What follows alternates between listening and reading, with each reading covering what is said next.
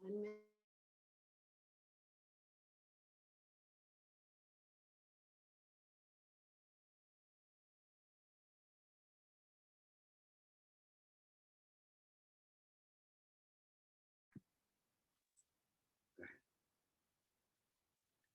Hi, everyone. I'm just hoping everybody is on by now, and we're going to begin. I think, Candace, can you please, in the center, we're not seeing ourselves, so I'm just wondering if you can enlarge that, or if we need to, so we know what we're doing here. You just have to click on view up top and push full screen. Okay. And then on speaker. And then what? On speaker, view, go up to view, and hit on, no, I think it's, Well, you should just start. no, I think it's, look up on view on the corner, very, very corner there, and hit speaker. Okay, nothing is working, so I guess we're just gonna. Go ahead, let's start. I see you. Everybody, this is Candace. She's our moderator for today, and she's coming to us all the way from Argentina, Buenos Aires. So thank you so much for being there, and everybody, thank you for joining us today. I just wanted to begin by letting everybody know who's on so far. Thank you so much for coming on and joining us today for the Vedic full moon activation ceremony. This full moon altar, and can you see the altar all together? Is everybody able to see it? Perfect.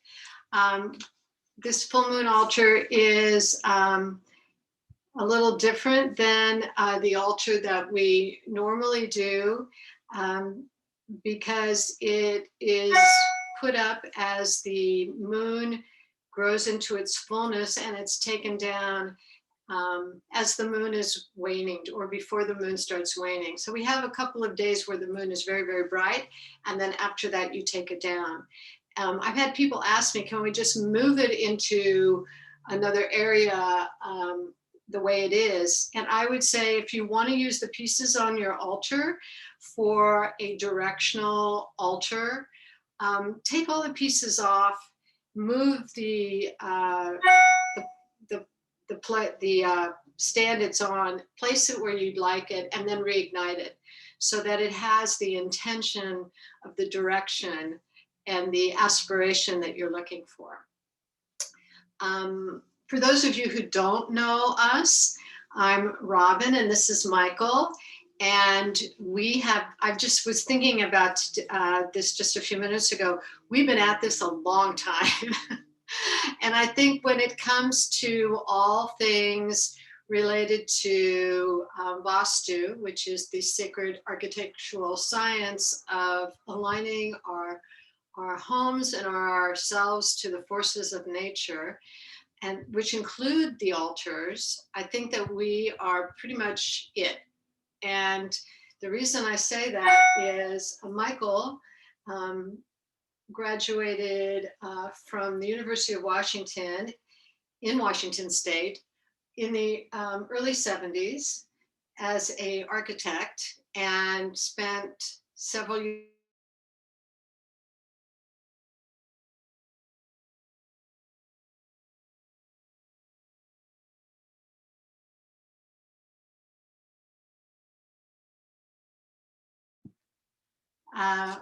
would like, I hope that wasn't all muted, but anyway, Michael was one of Maharishi's architects and designed spiritual centers all over the world for him, including in Rishikesh, India. And we actually visited that ashram, these domes, these meditation domes that Michael had designed, I don't know how many years ago, 50 years ago, are still there. So that was pretty cool. Michael has also been a teacher of meditation since when? 68. quite a while.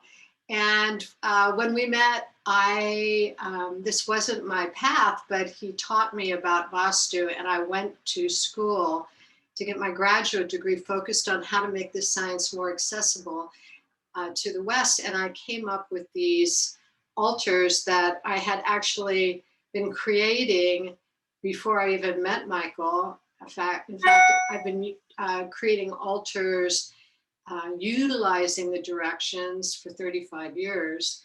And when Michael and I met, which was just a little bit before that, Michael and I met. And then when we became a couple, which was a couple years after we met, I started learning about the Vastu, and I found it very intriguing. And we started utilizing aspects of it, using ourselves as guinea pigs, pretty much trying to create a system that was very easy for people to use in their lives, so that we actually saw people's lives transform. So the altars are a smaller representation of the same potent aspects that we utilize in a home to create a more balanced, stress-free environment where people thrive. So why we're doing these kind of things that we do on the full moon and on what we call Mantra Mondays that we do every Monday is to help us as a community of people align ourselves in a way where positive change happens in our lives. And I really feel that when we come together, unite ourselves together as one, beautiful things do happen. And I've always wanted to create a community where we're focused on abundant living and healthful living and kindness, and where we actually become that which we desire, so that we heal ourselves and uplift the planet. So Michael is going to share a little bit about the astrology of this full moon, and I'll give him Yes. opportunity. So using Vedic astrology and the sidereal zodiac, which is where the planets actually are, if you asked an astronomer today, Western astrology is based on tropical zodiac, which is where the planets were 2,000 years ago. So based on the sidereal zodiac, this full moon is in Leo. Leo has to do with leadership and innovation, organizational skills. So this new moon really brings new hope after feeling like we're in isolation from the pandemic.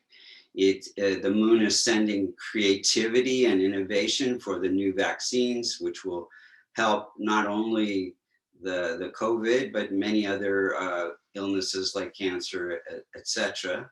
And it's bringing light to help us see beyond the pandemic, so we can now begin to lighten up a little bit and have some fun. So I'm wanting everyone to really go out and enjoy and express yourself through dance and go out in your local parks and experience nature.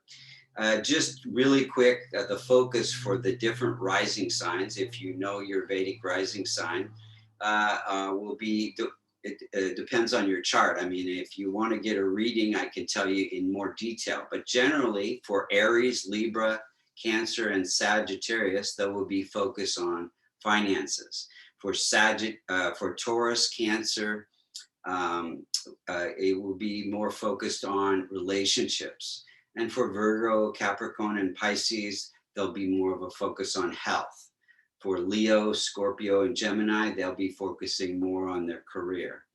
But these are just a little bit of insights into what's happening for this full moon. But the general focus is new hope and brighter future after we're coming out of this darker time. Thank you. So I wanted to share a little something that I had written, and then we're going to do what we call, well, we're going to distill our hopes and dreams, our heart's desires, into 3 words before we do the altar ceremony. I'll also go through and explain all the elements on the altar. But I wanted to read a little something before we actually wrote our 3 words. And Michael, can you get no, we're not going to do the ceremony yet, but can you get a little Post-it note and write your 3 words on it? Sure. They're over on the desk. So I wrote this and I found it on my desktop, which is interesting. I've been shoving things around on my desktop and it needed to be cleaned. So I was cleaning up my desktop and I found this and printed it out because I thought that it really speaks to what, when I say we're distilling our hopes and dreams, our heart's desires into 3 words, I wanted you to understand where I'm coming from so that it makes sense to you. Altars in the Vedic tradition represent the universe in perfect order. Within this sacred space, through your intention, you manifest what you need into form. What is it you need? It is not about your wants. Wants come from the level of the mind. The things you want that truly fulfill you must come from a deeper place than within the mind. You rarely feel satisfied for very long when your wants are met. You end up craving more, wanting more. A new car, a new house, a relationship, this thing, that thing. But how long do these things make you happy, make you feel fulfilled? It is the feeling behind the want we are going for, the deeper level of what your soul requires so that you are able to experience true fulfillment, true abundance, true peace. Consider the needs that are behind the desires of the mind. This is the doorway to your intention for this altar. What do you need to experience? Healing, have peace in your life and on the planet, live in plenty, be the love you wish to attract, be of service to others, be happy and content for no reason, contribute in some meaningful way. The adventure begins with identifying your need. When you align in this way, it begins to reverberate into your life to support your next step. So when we are beginning a ceremony, we always want to write our 3 words. This is one way to ignite the altar. We're going to actually use this as part of the ceremony. We'll be doing in a minute, but before we do it, I wanted to go through the elements and their meanings and directions. And this is a very powerful and very potent exploration into how things are created out of thought, out of desire, out of your heart's deepest longings. And it all begins with a thought. It's all within this realm of the unseen where we get this insight, and it can be very, very subtle. And it comes from the level of what we consider in this layout, this Vedic layout, it comes from air.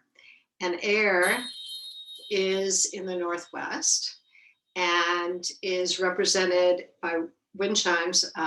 We have these lovely little wind chimes that we have had for years. It is also, I'm going to do this while I'm talking because I think it's good to do. It's also can be represented by incense and feathers. What else can we use for air? Pictures of birds or bird statues.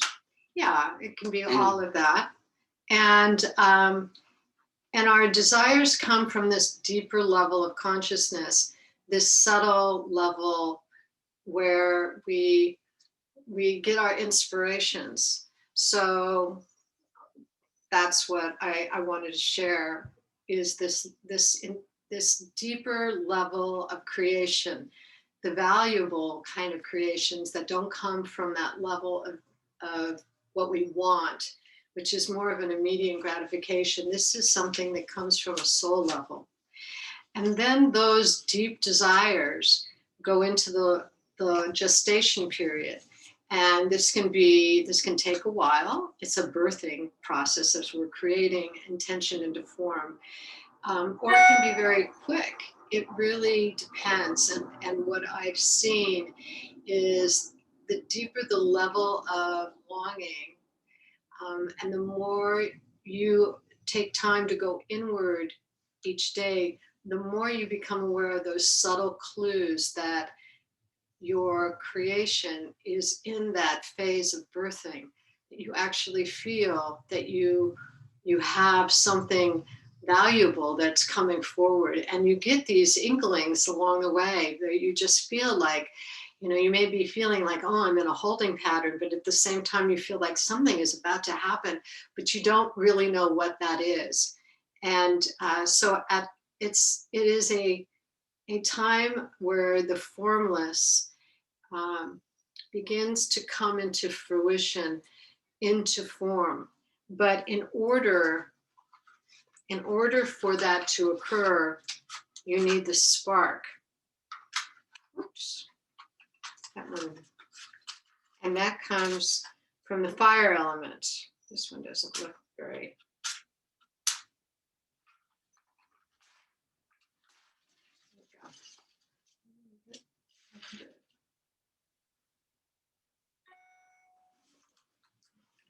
And you can hold that for me until it dies down. So in order for something to come into physical form, it needs the spark. It needs this level of heat, of desire, of longing, of focus, and that comes from the fire element. And we usually use a candle for the fire element, and we use either a battery operated candle or a regular votive candle like we have today. Hold these, maybe put them over. Thank you. And then in order for a birthing to really happen, we need to ground it into the physical. And so we have the earth element here. So the earth element is in the southwest, the fire element is in the southeast. That's where the heat of the day, that hot energy occurs. The earth element is stability and it grounds it into physical form. The water element is in the northeast. And that is kind of the abundant energy of both spiritual abundance as well as prosperity or the abundance to sustain us. So those are the elements, but in the center is space. And space we had represented as a plate. We call it the offering tray. And in it we will end up putting our three, the distillations of our deepest desires that we're writing as soon as we do the ceremony. But here I've actually got a display of different things that we've added to our altar. And this is, I have a mala bead necklace. I have this little Om symbol. We have this on our website. I put some crystals in here as well. And I have 2 yantras, both actually, which are on special starting tomorrow. And Michael will talk a little bit about those afterwards. And we have our sacred, our symbol. And it can be a symbol we have Saraswati, because she is the goddess of creativity. And this full moon is about creativity. But I wanted to put her on here. And So she is about this creative, playful, hopeful energy that Michael was talking about. And one of the chants that we're going to be doing to ignite the altar is about Saraswati.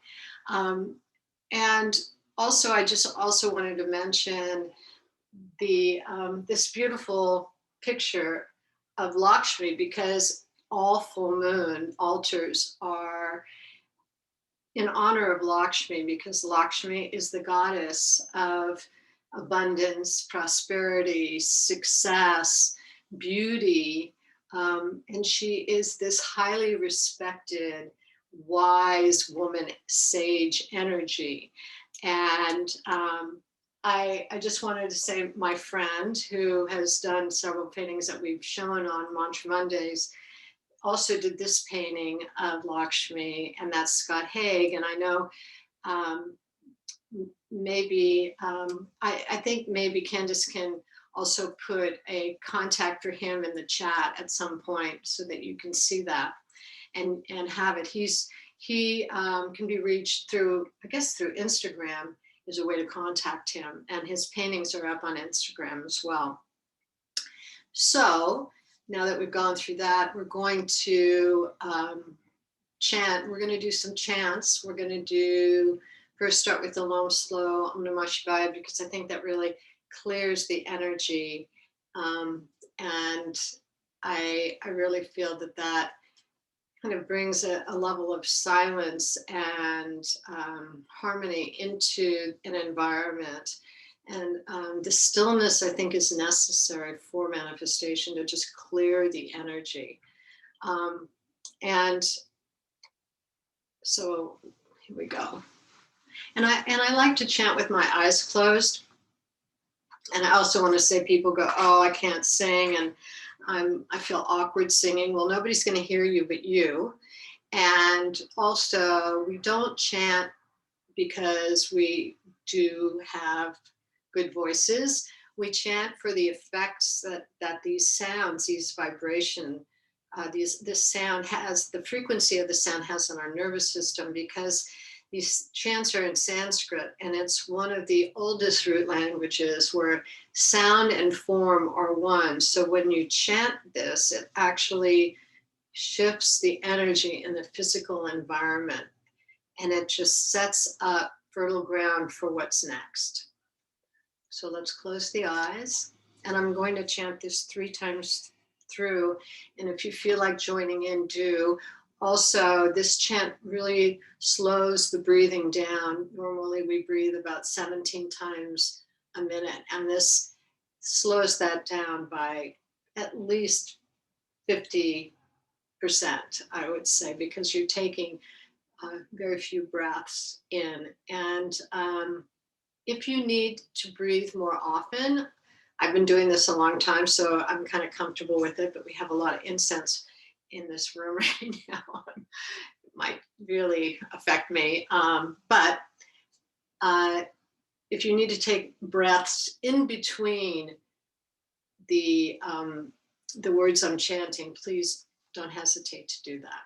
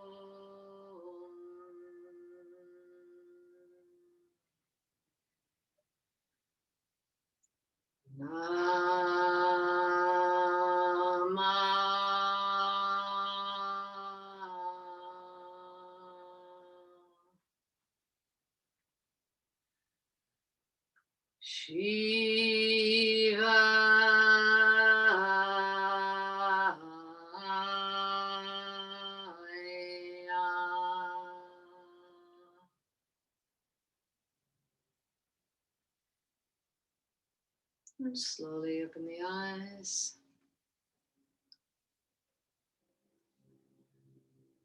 Now we're going to do a shorter chant. And at least it sounds shorter. I mean, there's same amount of words, but it is to honor Saraswati, this energy that is alive on the planet, this full moon. And it is hopeful, creative, and playful energy. So it is really good for writers, artists, musicians. It's a very, very powerful creative energy that's available to us in this time right now. And the chant is Om Saraswati Deviye Namaha. And I'm going to chant it through 9 times through. Om Saraswati Deviye Namaha. Om Saraswati Deviye Namaha. Om Saraswati Deviye Namaha. Om Saraswati Deviye Namaha. Om Saraswati Deviye Namaha. Om Saraswati Deviye Namaha. Om Saraswati Deviye Namaha. Om Saraswati Deviye Namaha. Om Saraswati Deviye Namaha.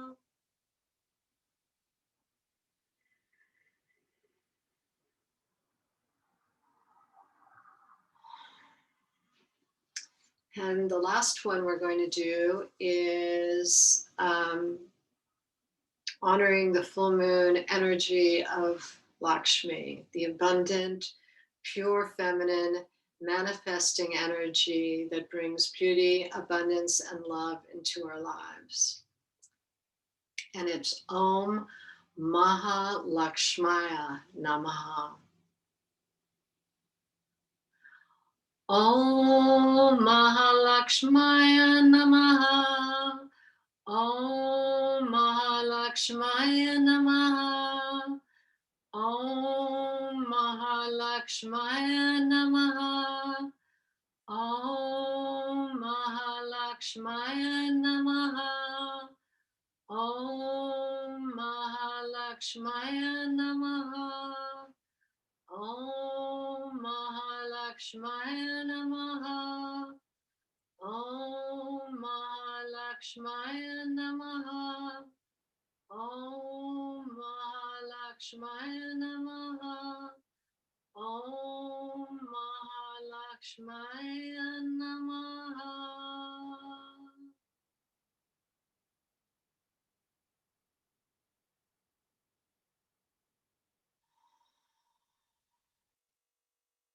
And now we're going to ignite our altar. Michael is going to go through the process with us. And so if you have an altar, you can join in. If you don't, and you are just tuning in now,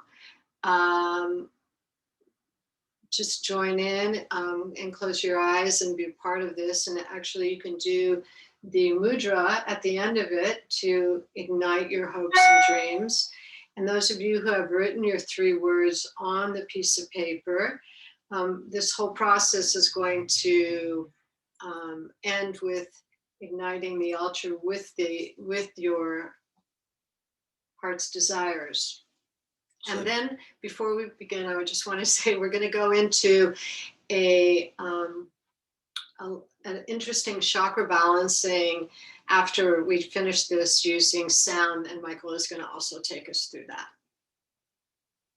So first you can take a piece of paper with the 3 words and hold it to your heart. And if, again, as Robin was saying, you're just tuning in, just bring your hand to your heart and think of 3 words. And so take a deep breath in and let all the cares of the day go. And just as you take long, slow, deep breaths in and out through the nose, begin to feel every particle of your being of what it would feel like to have whatever you wrote on that piece of paper already happening. Feel that sense of joy, fulfillment, and gratitude in every particle of your being. Whatever you wrote, it's already happening. And now you can take the piece of paper with a big smile and place it in the center of the altar. And we're going to go ahead and ignite the altar with Gomukhi Mudra, the mudra of intention. And you just hold your 2 middle fingers in with your thumb, and the pointer and the baby finger will be sticking out. And we're going to chant 9 times, Om, Gum, like chewing gum, Ganapatiye Namaha, as we point at the center of the altar to manifest our desires. So Om Gam Ganapatiye Namaha, Om Gam Ganapatiye Namaha, Om Gam Ganapatiye Namaha, Om Gam Ganapatiye Namaha, Om Gam Ganapatiye Namaha, Om Gam Ganapatiye Namaha, Om Gam Ganapatiye Namaha, Om Gam Ganapatiye Namaha, Om Gam Ganapatiye Namaha. Relax your hands, close your eyes. Again, take another deep breath in and hold it. And as you breathe out, just surrender all those intentions to the divine. It's in divine time to manifest those desires. Now, with your eyes closed, bring your awareness to the base of your spine, the root chakra, and we're going to chant a sound. And the sound is Lum. So just chant with me. Lum, lum, lum, lum, lum, lum, lum, lum, lum, lum, lum, lum, lum, lum, lum. The root chakra is connected to the energy of Saturn. It grounds us. You can just say to yourself, I feel grounded.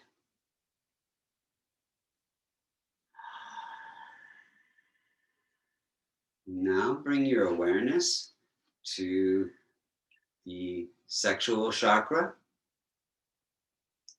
And we're going to chant the sound Vam.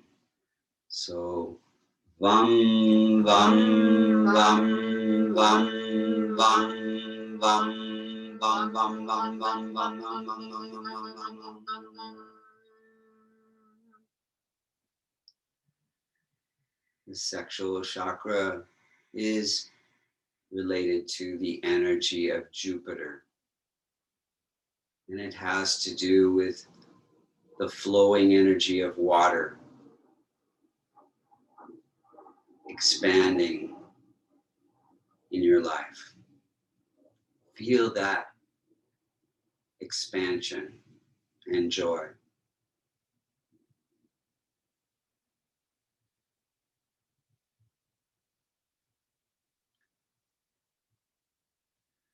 Now bring your awareness to your navel chakra. And we're going to chant the sound Ram. Ram, Ram, Ram, Ram, Ram, Ram, Ram, Ram, Ram, Ram, Ram, Ram. The navel chakra is associated with the energy of Mars, the fire energy, the energy of passion and courage. And you can just say to yourself, I am very passionate.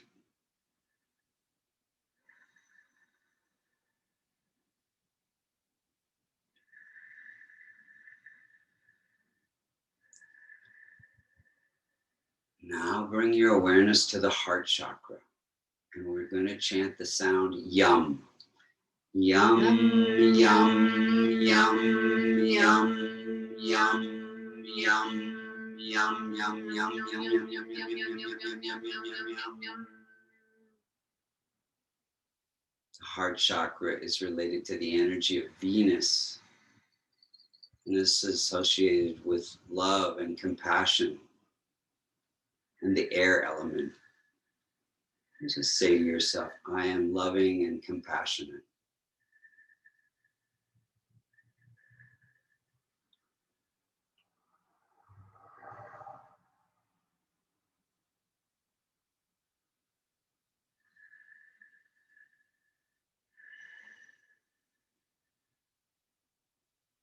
Now bring your awareness to the throat chakra.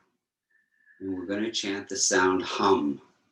Hum, hum, hum, hum, hum, hum, hum, hum, hum, hum, hum. The throat chakra is related to the planet Mercury. And it has to do with the element of sound. And it has to do with how we express our gratitude and joy. Just say to yourself, I am very grateful and joyous.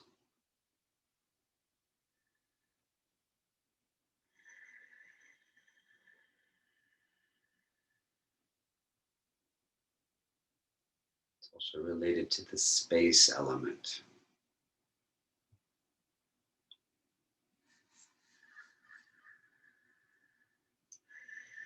Now, bring your awareness to the space between your eyebrows, the Penal Chakra. We're going to chant the sound Kasham. Kasham, Kasham, Kasham, Kasham, Kasham, Kasham, Kasham, Kasham, Kasham, Kasham, Kasham.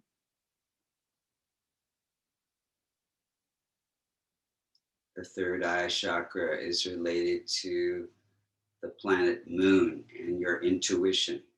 And you can just say to yourself, I am very intuitive. I honor my intuition.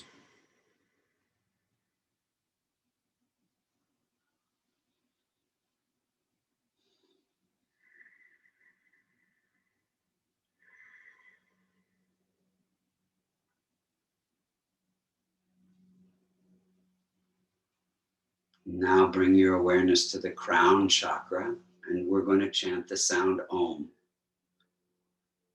Om, Om, Om, Om.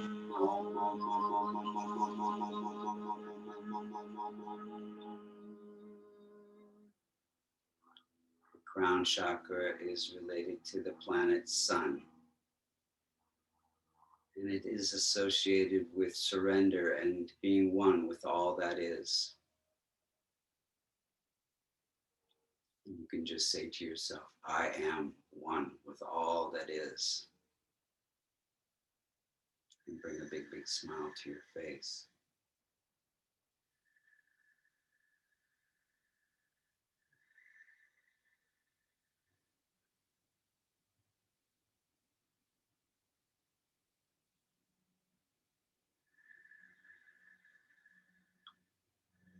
Now you can just think of anything in your life that you want healed. relationships, past and present, your physical body, your health, and the health of your family, the the growth of your career and life purpose, and your prosperity.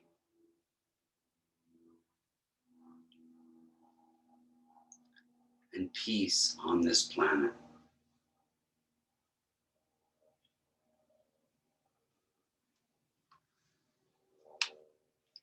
Take a deep breath in and hold it.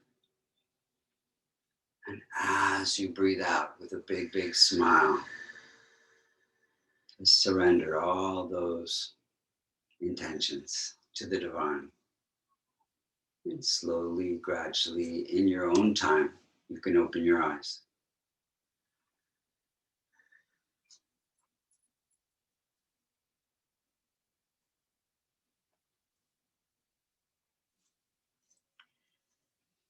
I hope that was good for all of you. I sure felt really energized, and that was great. Thank you so much.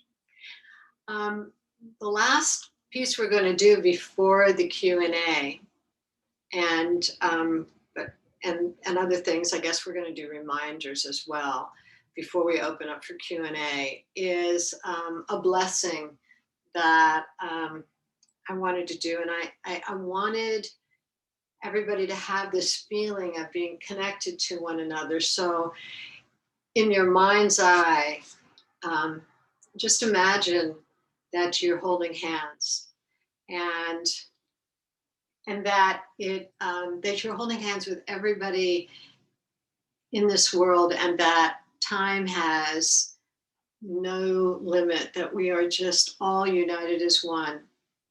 And as you hold hands, please close your eyes, and I'm going to say these intentions that I feel are somewhat uplifting, and I hope that you feel them deeply in your heart, and that you pass these on to others, as if each person in this circle that we are holding hands with is part of one alive, growing, beautiful energy, and that we bless one another with what these words say or what they mean.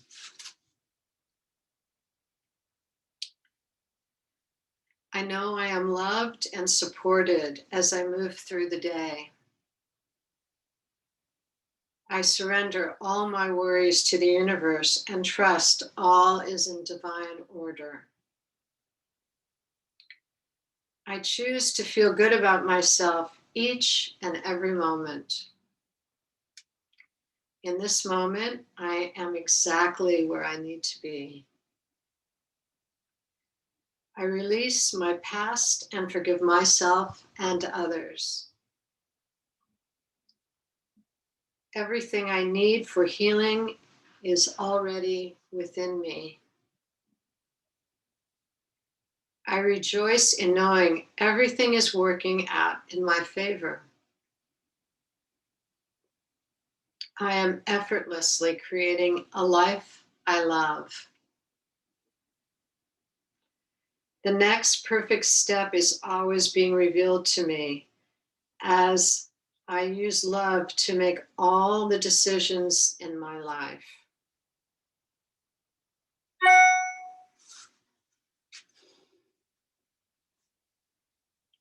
And take a deep breath in and let go.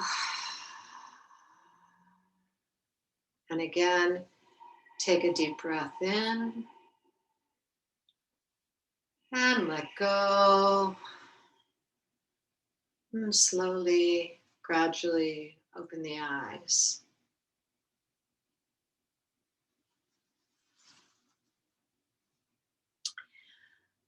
A few reminders, and then we're going to open it up for question and answer. First of all, I want to say that if you have created a full moon altar, we would love to see it. So please send pictures. And the best pictures are when you're facing the altar and showing all the elements that way, not from above, but from the front of the altar, facing the altar. And also, we love to hear from everybody. If you have changes and experiences over the next month until the next full moon, we'd love to hear about those. It means a lot to us to know that the altars are making a difference in your life. We also have Mantra Mondays every Monday, and next Monday is March 1st, and we're starting a whole new focus in this month. We're going to be working with creating sacred space at home or in your workspace. And Mantra Mondays are at 11 a.m. Pacific US time. And if you on Facebook, the Vastu Creation site on Facebook and Instagram. Yes. And our Vastu Creation site on Instagram, right. And then also to sign up for our newsletter where all of our announcements are, and the specials. Michael, you want to talk about the specials? They begin tomorrow, these specials. Right. And so actually, I think they've already begun. But anyway, there's the Saraswati Yantra, which is called Knowledge and Creativity. And then there's the Vastu Yantra, which is the Home Harmonizer Yantra. And then the online Vastu. The online Vastu, where you send me a little sketch or floor plan of your home or office or apartment.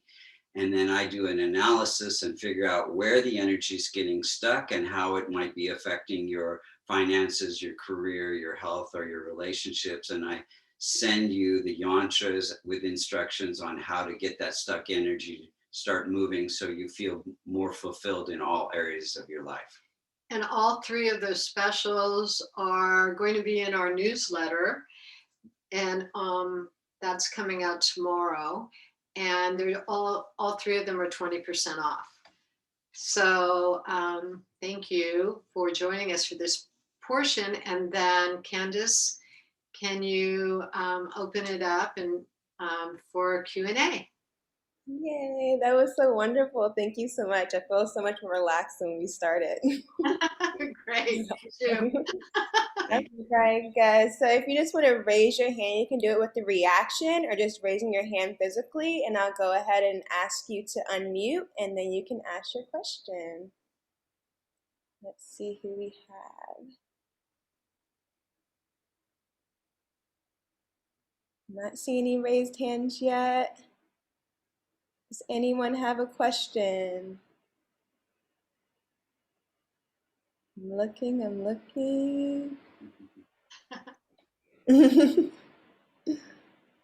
Don't be shy. Maybe I see one. Here we are. We have Saisha. Can you unmute? I just asked you. Hi, Michael and Robin. Thank you. It was a lovely experience. This is Dipti from London. I just wanted to ask that in the offering tray, can we put a picture of a loved one, or anything specific? Yes, you can add anything that you want to the offering tray. So as long as it all fits in the center of your altar, that's fine. And it also can be the focal point too. You can put a family picture there or whatever you want, and that can be the focal point behind the front center of the altar. That's your personal symbol. Like this, we're using Saraswati today. But it could be a picture of your family, a picture of you on an outing with your family, or doing something you love. Okay, great. Thank you. Thank you.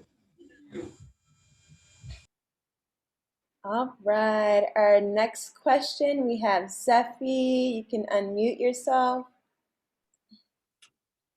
Thank you.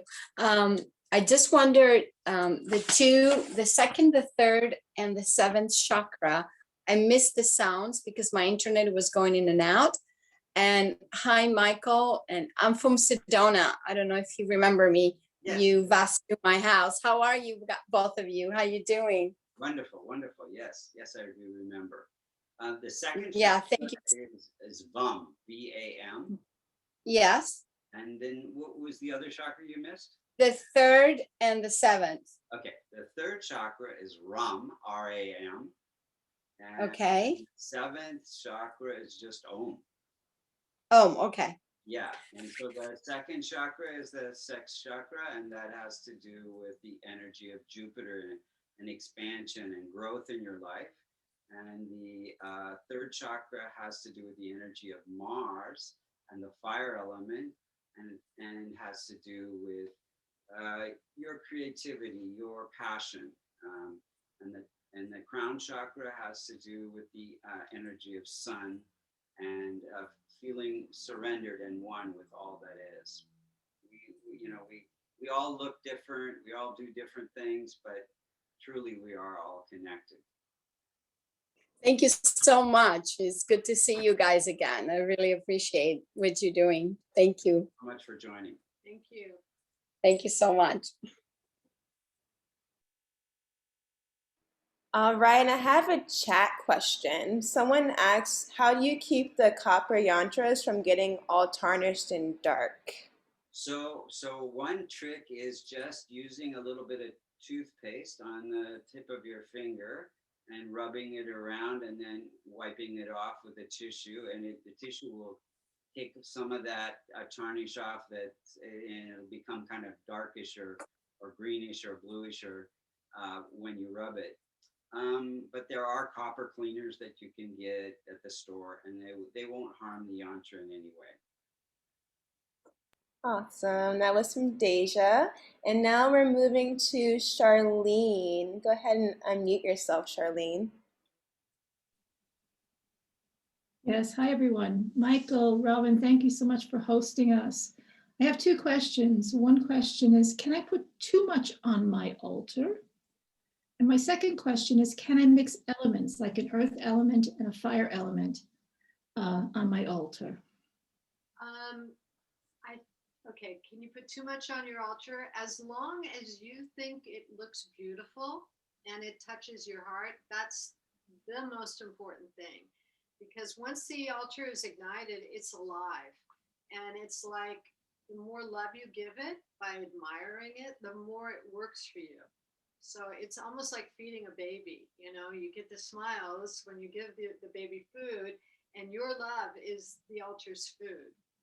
So that's number one. Number two, I guess so, because as I'm looking at our candle here, it's in a little crystal container.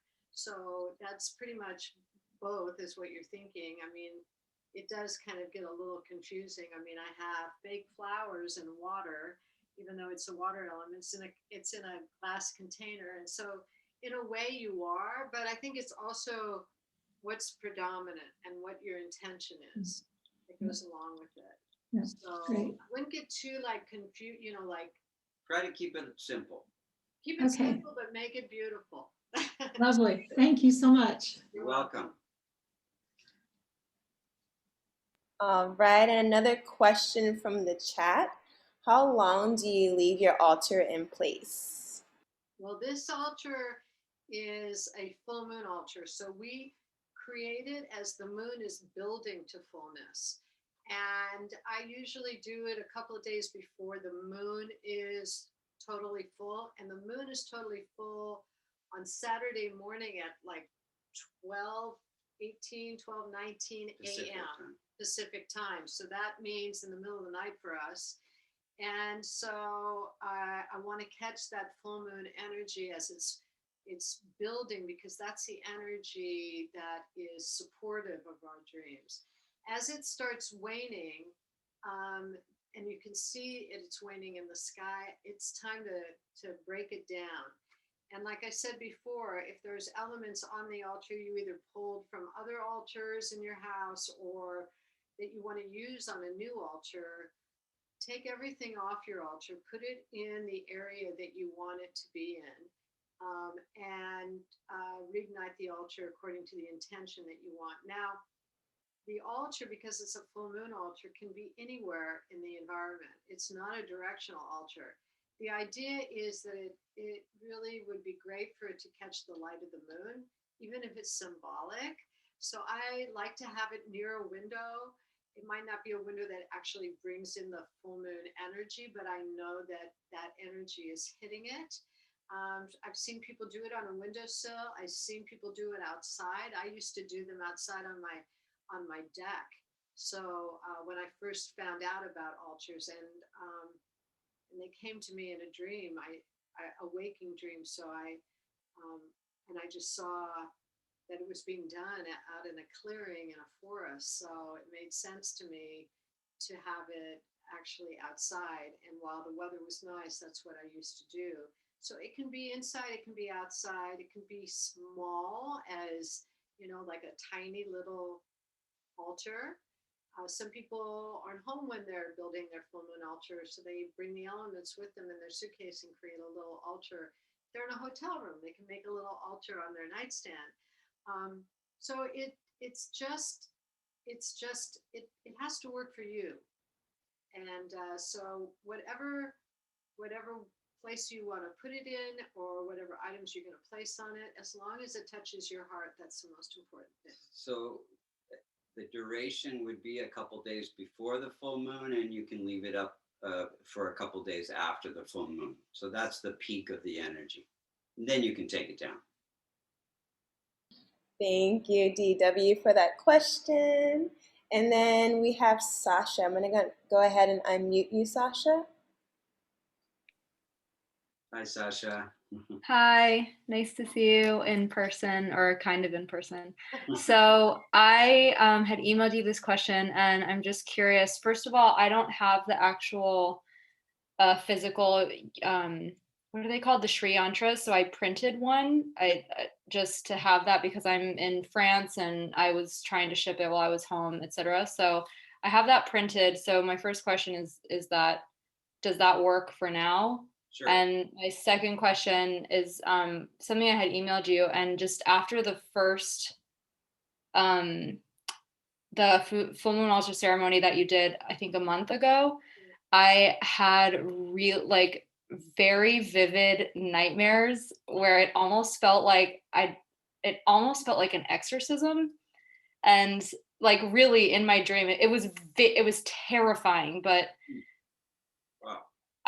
So I don't know if you hear about this stuff ever, and I've just been incredibly emotional after that first one. Like, I know we're all going through a lot collectively and individually, but I was just wondering if you've kind of like heard of this before, if this is not an unusual occurrence to just feel like these really big heightened emotions after something like this, or if I'm just kind of going through my own thing. So thank you for any insight. The full moon is definitely connected to emotions, and the emotions are definitely the highest. Our intuition is strong and our emotions are strong right around the full moon.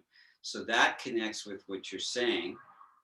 Haven't heard so much myself about nightmares, but the energy of the full moon is also very revealing. So it may reveal things that are in our subconscious that need to come out, maybe through our dreams or through journaling or things like that.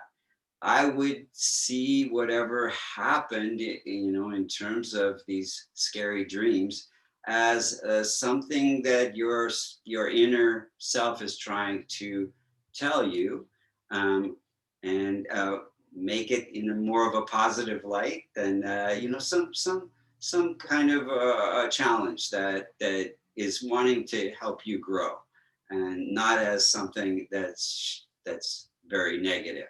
So try to see it in a positive light and see what is that moon revealing to me, and is it maybe something that I need to consider.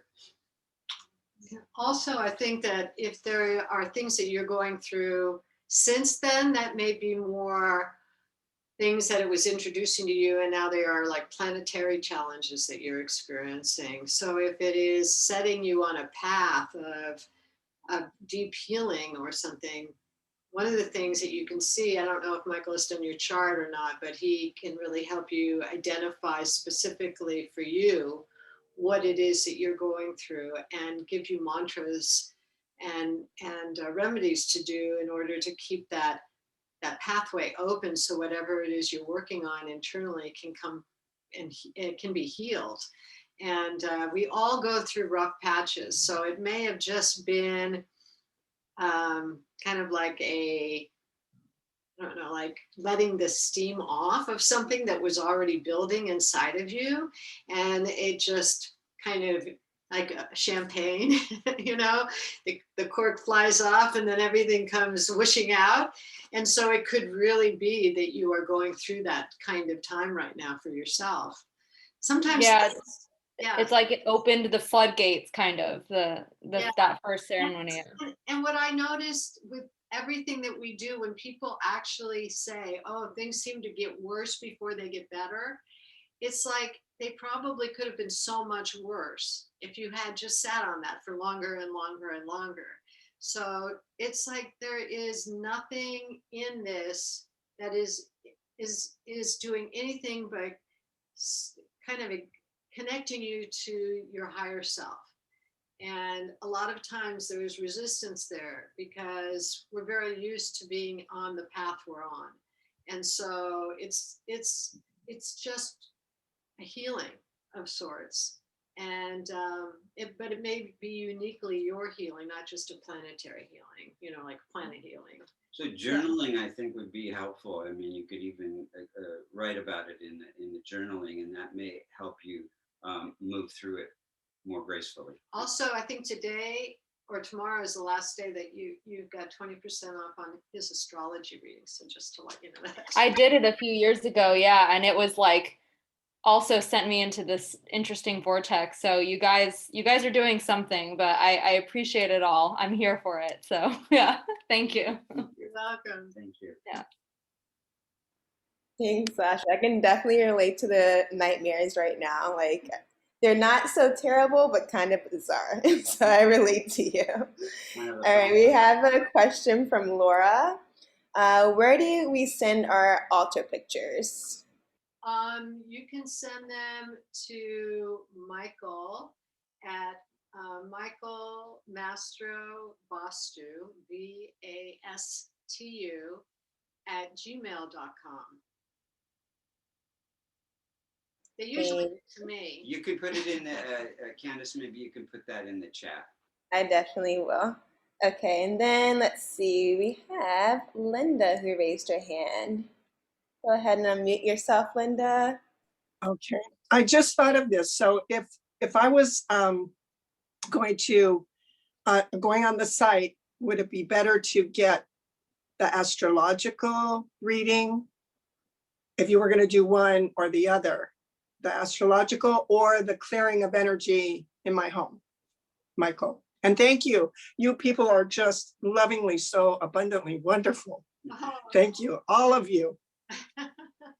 I would say if you're at a crossroads in your life, the astrological reading is a very revealing in that way to give you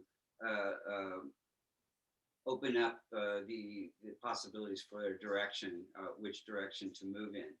If you're feeling stuck, both are good, obviously, but if you're feeling stuck and No, I'm not really feeling stuck. the Vastu would be very good because there's some stuck energy in your environment. So let's see what it is and let's to start moving. The thing is, Okay. so tune in on Mondays. The next 5 Mondays, we're going to be doing all this really cool stuff around getting the energy to move in the house as well. Because we're doing like a whole spring cleaning, creating sacred. Oh, nice. And that would be more general, but for specific for your particular residence, the Vastu would be excellent. Yeah. Oh, thank you for that, Robin, because I will continue. I've been doing them on Mondays the best I can. They're beautiful. They're wonderful. I just have such a great day afterward. And I just wanted to add that someone wanted to do my chart. Oh, it was so many years ago. I just turned 70 and it was when I was like 19. But he was kind of, well, freaked out is strong, but that's how he acted. He said, I've never done a chart like yours.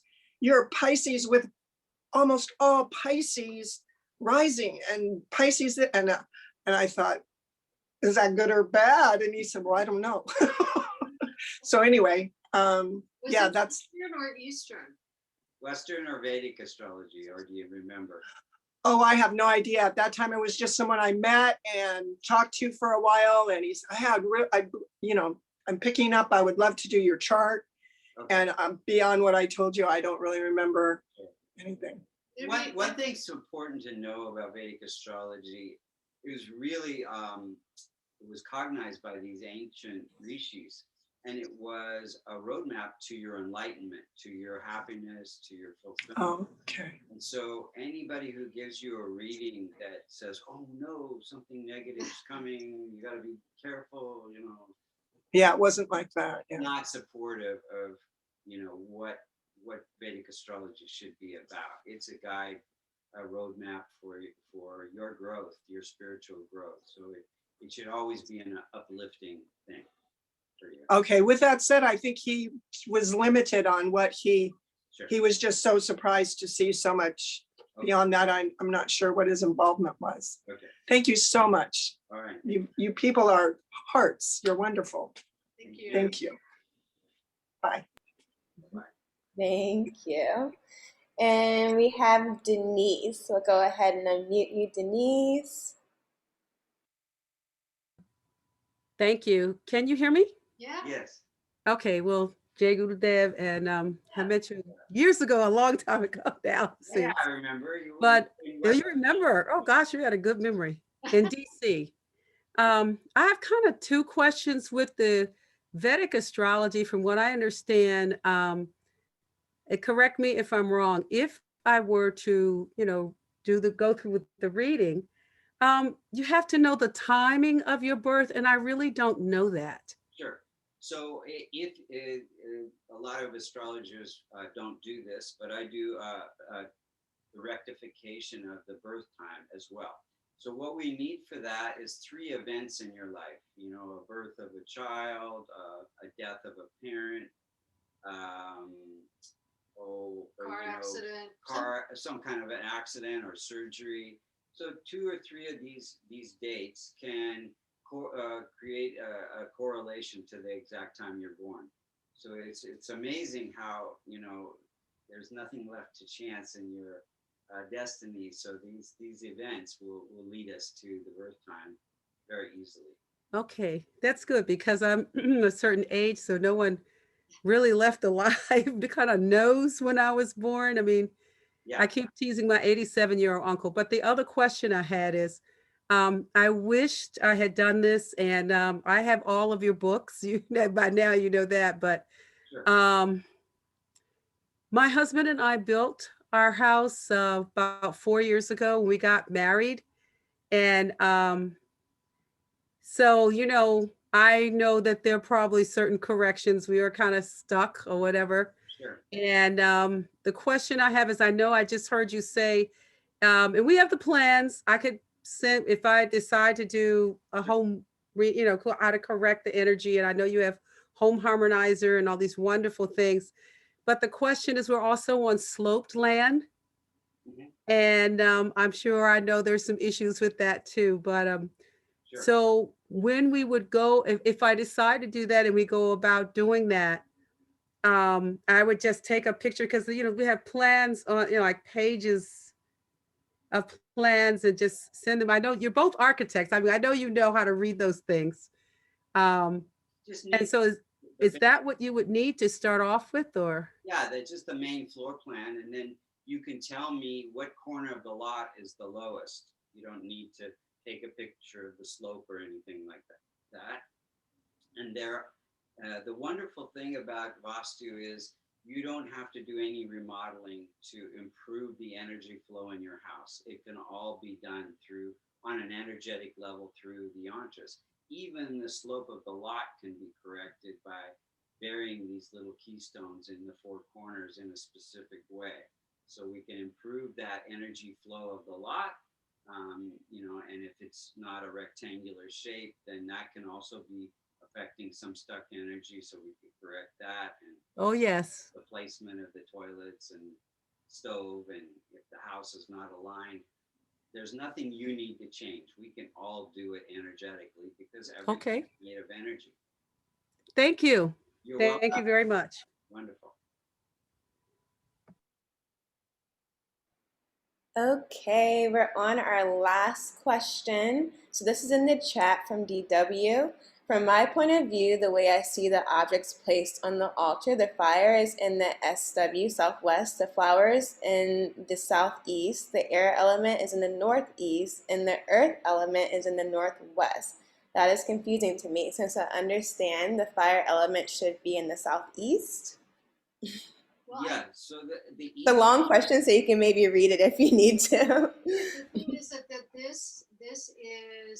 this altar is facing east. So the elements, the air element is in the is this air no, it's element west. is in This is the west wall. yeah, this This is is the our west wall. wall because this is where we always sit, and so the air element is in the northwest. The water element is in the northeast. So for us, that's how we see it. The fire element is in the southeast. The earth element is in the southwest.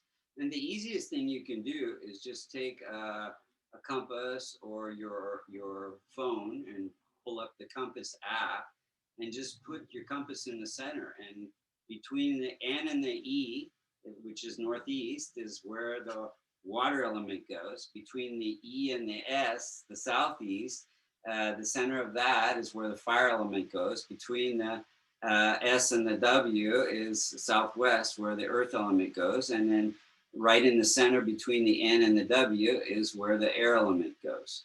So that's a very easy way of doing it, and without much trying to figure it out. Hope that helps. Yes.